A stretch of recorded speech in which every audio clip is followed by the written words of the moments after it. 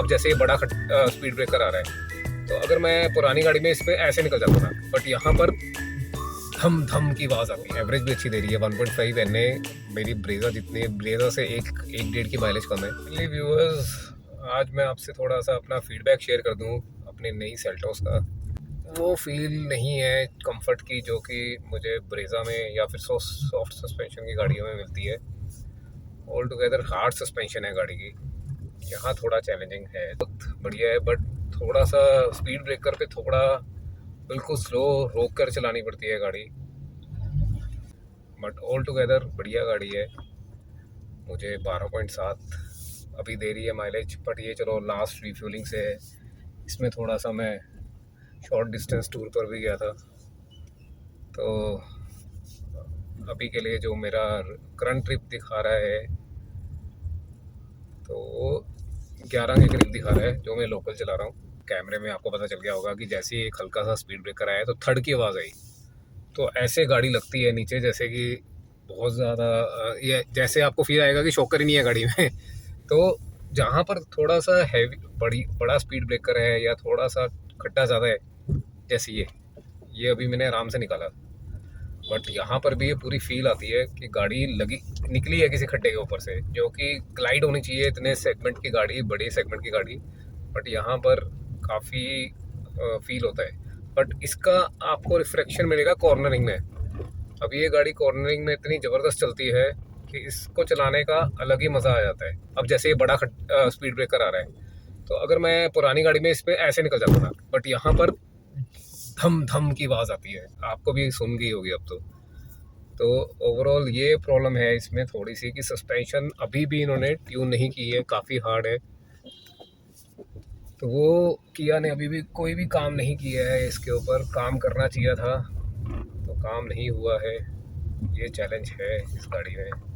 तो ये थोड़ा चैलेंज मेरी फैमिली को फील हो रहा है कि यार गाड़ी अनकंफर्टेबल है थोड़ी सी, लॉन्ग रूट पे भी। हालांकि अभी सीट कवर भी डलवाने हैं, तो सीट कवर डलवाने के लिए मैं अपने एरिया में तो सारा घूम चुका हूँ, तो मुझे वो क्वालिटी का सीट कवर नहीं मिल रहा है। तो अभी सीट कवर के कारण भी हो सकता है, क्योंकि इसमें जो बेस मॉडल है इसमें आपके फैब्रिक सीट कवर्स आते हैं, बट कंफर्ट में थोड़ी कमी है। मुझे था कि हाँ, हुंडई और क्रेटा में सुना ही था मैंने कि कंफर्ट नहीं है इतना, बट अब फील हो रहा है कि किया में और हुंडई में शायद सीट्स का वही कंफर्ट है। बाकी मैं एक बार सीट्स अपग्रेड करूँगा तो उसको देखेंगे। तो अभी के लिए मैं आपसे ये अपना फीडबैक शेयर करना चाहता हूँ कि गाड़ी चलने में बहुत ज़बरदस्त है, सब कुछ बढ़िया है, तो आप ले सकते हैं इस गाड़ी को। एवरेज भी अच्छी दे रही है, 1.5 एनए मेरी ब्रेजा जितनी, ब्रेजा से एक डेढ़ की माइलेज कम है, तो गाड़ी भी बढ़िया है। उसका वेट भी ज़्यादा है, तो बल्कि जब से मैंने 16 इंच की जगह 17 इंच में अपग्रेड किया है, तो अभी गाड़ी वो चैलेंज नहीं आ रहा है मुझे, जो कि पहले फील हो रहा था। 16 इंची में तो बिल्कुल लग रहा था कि यार ये तो कंफर्ट है ही नहीं इसमें गाड़ी में, बट 17 इंच में जब मैंने सीएट सिक्योर ड्राइव, तो उसमें कंफर्ट अच्छा आ गया है इसका गाड़ी का। तो एज सच कंफर्ट में वो कंप्लेंट नहीं, कम हो गई है। अभी कंप्लेंट तो है, खासकर मैं स्पीड ब्रेकर में, बट उसमें भी मैंने सीख लिया अब कि स्पीड ब्रेकर में बिल्कुल आराम से निकालना है। जैसे मैं पुरानी ब्रेजा में ग्लाइड कर लेता था, तो वो ग्लाइड वाला मामला खत्म हो गया है। अगर आप ग्लाइड करोगे एक दिन, तो मुझे ऐसी आवाज़ आई कि जैसे अलॉय टूट गया हो। नए नए अलॉय डलवाए, अगले दिन एक खड्डा दिखा नहीं मुझे बारिश के टाइम पे, तो उसमें ऐसे आवाज़ आई जैसे कि टायर गया, थाड़ की आवाज़ आई, थाड़। यानी कि इतनी ज़्यादा भयानक आवाज़ आती है खड्डों के ऊपर से कि मैं सोचता हूँ यार कि गया अब तो वो एक फ़ील हुआ मुझे। उसके बाद मैं अब जो भी खड्डा आता है बिल्कुल ही डैम स्लो कर लेता हूँ और बिल्कुल प्यार से ग्लाइड करके निकालता हूँ, वही एक सॉल्यूशन मिला है। और इसके अलावा अब इस सेगमेंट में, इस रेंज में आपको कोई भी नहीं मिल रही है। अगर आप क्रेटा के लिए जाते हो तो बिल्कुल रॉ मिल रहा है सब कुछ, स्टीयरिंग और गियर और एक्सीलेटर ही मिलेगा, बाकी कुछ भी नहीं मिलेगा आपको। इस गाड़ी में मुझे सब कुछ मिल गया है, तो वो सबसे बड़े एडवांटेज रही है मुझे इस गाड़ी को लेने की। और मैंने क्यों बेस मॉडल लिया, क्योंकि मुझे 16 इंच टायर में सेल्टोस बहुत छोटी लग रही थी। अब मैं एच टी ऑप्शनल भी ले लेता तो उसमें भी मुझे 16 इंच टायर मिलने थे। कम से कम गार्ड कंपनी को कुछ तो सोचना चाहिए कि 16 की जगह 17 दे दो, कुछ तो अपग्रेड दो उसमें। अब उसमें सीट्स का और एक रियल लाइट का और एक रूफ रेल का आपने क्या अपग्रेड दिया है उस गाड़ी में, और एक power auto touch driver control power window जो आती है, वो आपको दे दी है। और तो मुझे कुछ ज़्यादा लग ही नहीं रहा सीट्स का, तो इसीलिए मैंने ये गाड़ी पे मुझे वो 1 लाख रुपए, अब तो चलो ज़्यादा हो गया, 1,38,000 रुपये प्लस आरसी उरसी मिला के आपको 1.5 के ऊपर पड़ती है वो। ठीक है, तो उससे तो फार बेटर अब यही है, 1.5 लाख बचा के अब मैंने क्या किया, इंश्योरेंस खुद की ली। इंश्योरेंस में मुझे ये 46,000 की इंश्योरेंस दे रहे थे, मैंने 30,000 की इंश्योरेंस ले ली, तो वहाँ मैंने बचा लिया।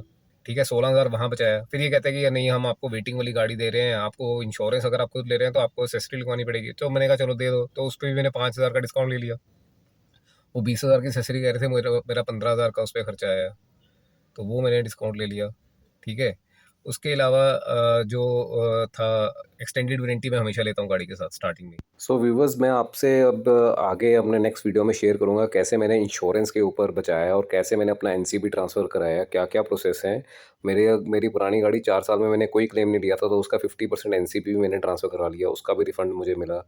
तो कैसे-कैसे मैंने नई गाड़ी पे पैसा बचाया है और कैसे आपको भी ये एनसीबी का प्रोसेस पूरा जानना चाहिए, बहुत ज़रूरी है ये।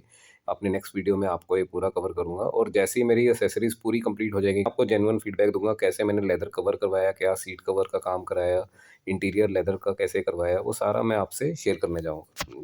आउट स्टेशन ट्रिप पे जाऊँगा तो उसका भी फीडबैक दूँगा, क्या परफॉर्मेंस गाड़ी ने आउट स्टेशन ट्रिप पे मुझे दी है। बने रहिए मेरे चैनल के साथ ऐसे और बढ़िया कंटेंट के लिए। Thank you, thanks a lot.